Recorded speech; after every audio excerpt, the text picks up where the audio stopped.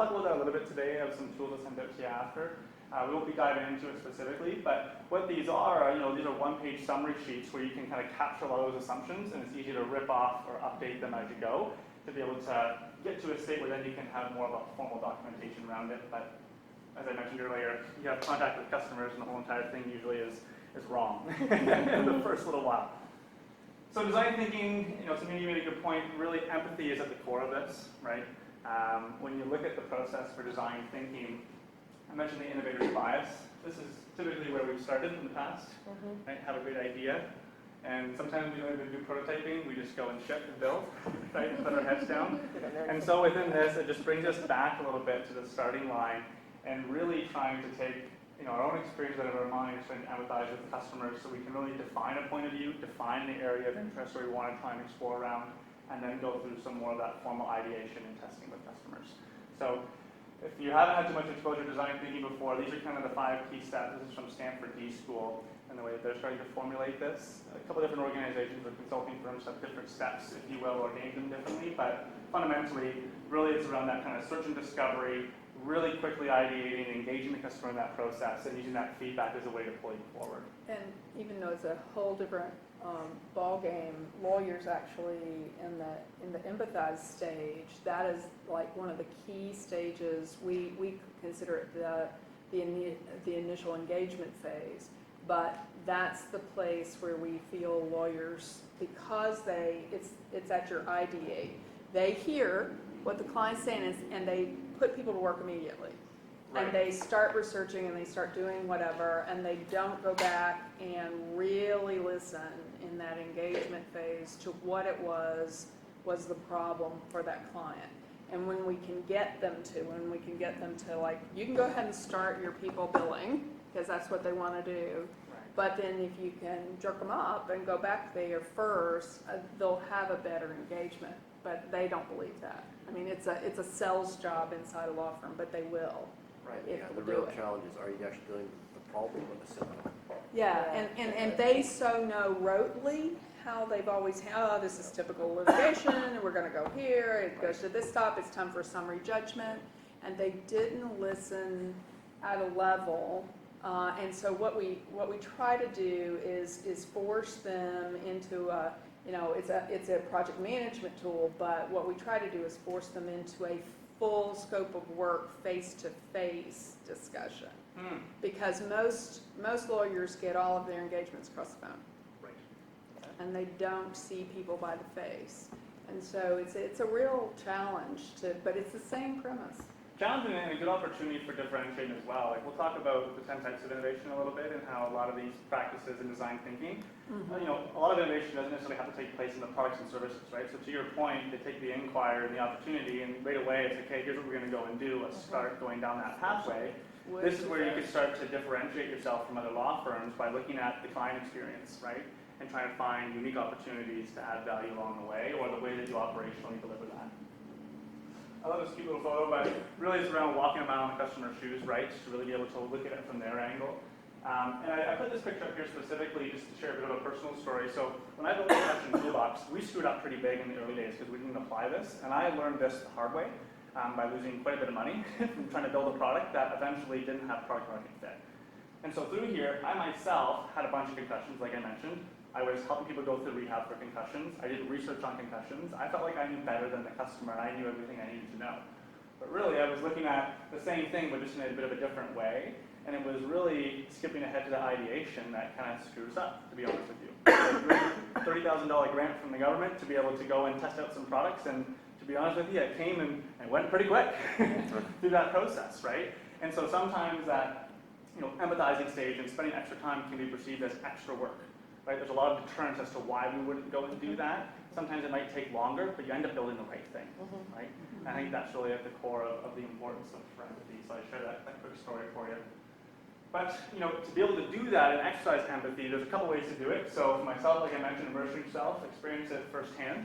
So absolutely in that case, and for many of us, we can certainly relate to it. But this is something that is seldom done, right? Colliding with users, so actually interviewing them with the sole intention just to better understand their story and their perspective. Or sometimes watching them in their own context, right? So it doesn't have to be a formal interview, but going in there with the intention of just taking notes as a third party and observing, right?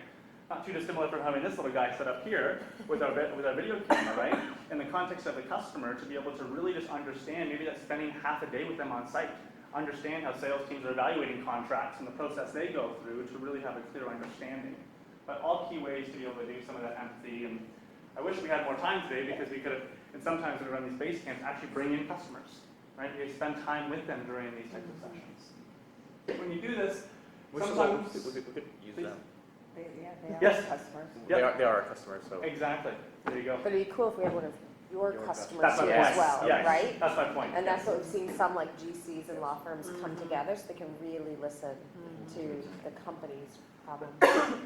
And there's sometimes a bit of a barrier against that too. Like, It's a little scary, right? for sure. So we're going to bring our customers in and show them something that's not really done. Well, it's the sun shining, you're Right, not sure yeah, you want this. exactly. Yeah, that was my fear coming here. It's all working out. So when we do this, we start to look at things like customer personas as an example, right? And when we build them, we start to segment customers not necessarily by demographics or the size of the account, but really it's around what is their intent or what's the goal and aspiration they have, and that being kind of the key way we're segmenting it, right? So it's really looking at what are they trying to achieve, how are they currently going about it, and both functionally and more emotionally, why does it matter, right? What are they really looking to be able to do here at the end of the day, and what's the internal drivers for them?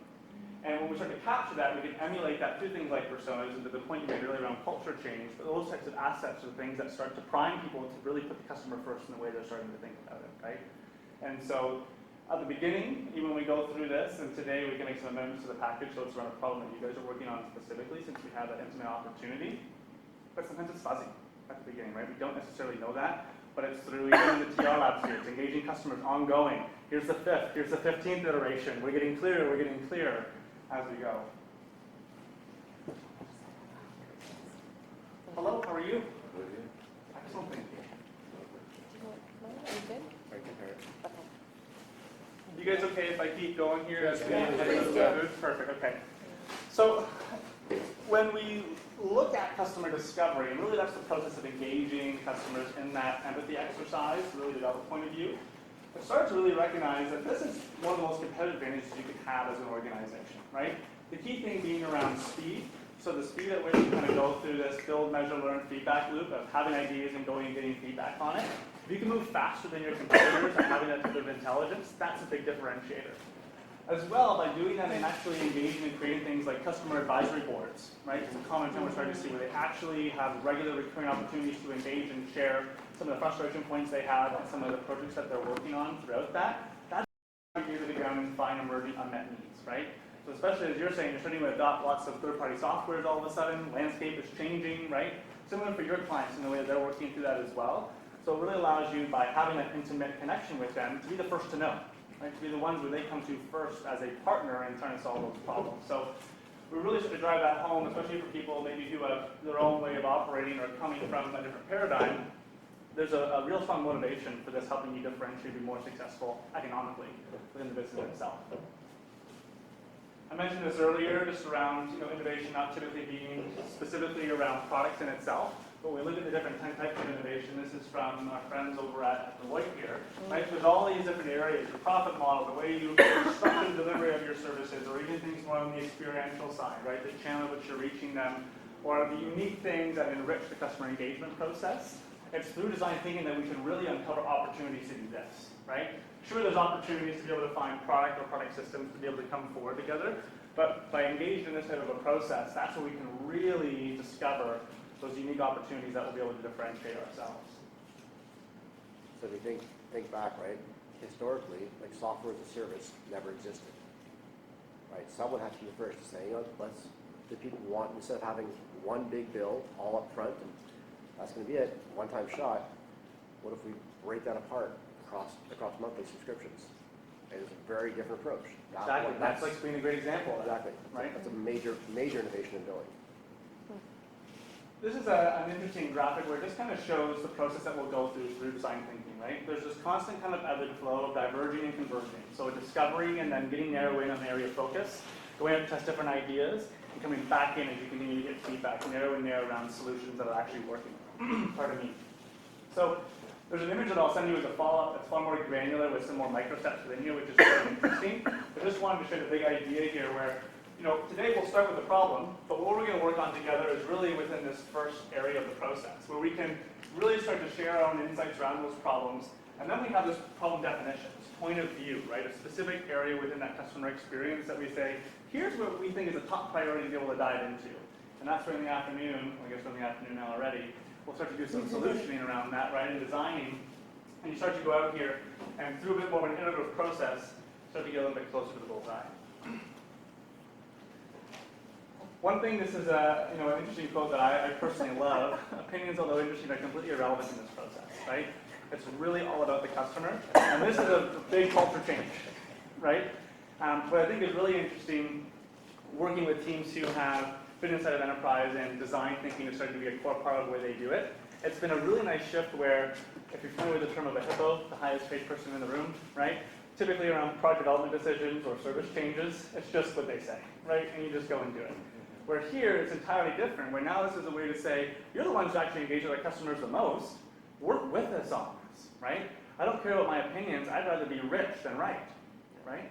And so to be able to understand that and engage them, it's a really nice culture change.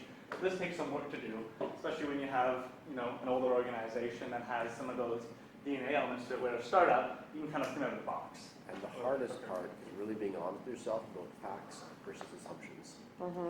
Very hard, right? So like, you have to basically, and that's a part of this process, is like that's the whole purpose of going with every 2 pieces of validation, is really create a full list of like 2 buckets. These are everything that we've heard about, we've got confirmation from customers, that's officially fact. These are the things we think are true, but we don't have the proof to back it up. Those are the goals for that 2-week process to validate and say, okay, which ones these are yes, no's. Right. Exactly. So Thank you, Brian, for adding that. Yeah. And so through that, then the challenge we have that list is where do we start? What's the biggest risk within that, right? Typically, it's around having a misunderstanding or misalignment to what the customer problem actually is. And so that's one of the areas we see a lot of people skip. Before we say, well, we know the customer problem. We've been working with them forever. Well, now that you have this assumption, go and find me the data and get the recording, go and get the written document from them that says this is exactly what we're focusing on, right? Collect data around that. So, like I said earlier, sometimes there's some perceived terms as to why this might be more laborious, but fundamentally, if you do it right, that's where you start building the right thing. So this is the problem package that I wanted to give to you. But like I said, Brian, you weren't in the room as I was mentioning this. If you can just pass this down. We'll give this a quick read, but I'm super flexible to doing an audible here, where since the both of you are from the same law firm, if we can, after giving a quick read, you might say, hey, you know what, although this is interesting, because the problem in here is something that we see in the startup ecosystem quite a bit, for people without in-house counsel who have to work with your law firms for types of support, sometimes they don't actually go and get the professional inputs they need to go and sign contracts. Maybe they just get a friend to go and take a look at it, right? So this being missed opportunities for the law firms to be able to have that type of a business. We're really looking at the client experience to say, why is it that they're not going to engage within that? They each have their own motivations to go and close those types of opportunities and external drivers around that. But take a quick read at this, and let's have a quick group discussion to say, hey, you know what? If we need to find a different area of focus, let's do that. We'll let you guys be the experts and share some area you want to focus in on, and we can put that through the same methodology that we have. Okay, so go ahead and just give that a quick read there.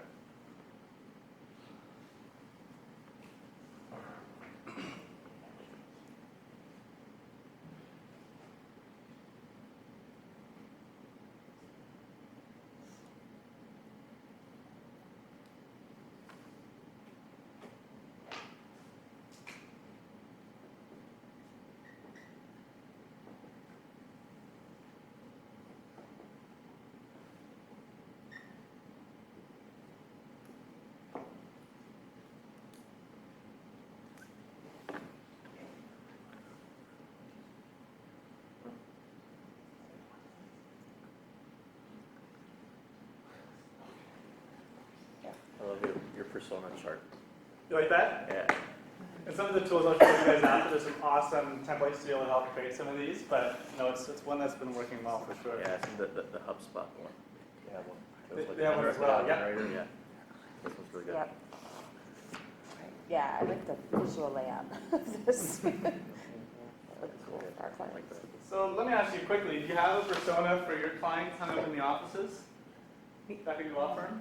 We do internally. We've gone through the, what's it called? We do the Legos. What program is that? So we do an insights program, and we've also done a disc analysis on all our executive management. The insights program is much more, you're a color, and Okay. and it's all about, so essentially, like, personality-wise, Robert's a red, and you're a yellow, aren't you, after that? And I'm a red, and then I'm a blue, but I'm really so high off the red chart that, like... What does red mean? Domineering, demanding.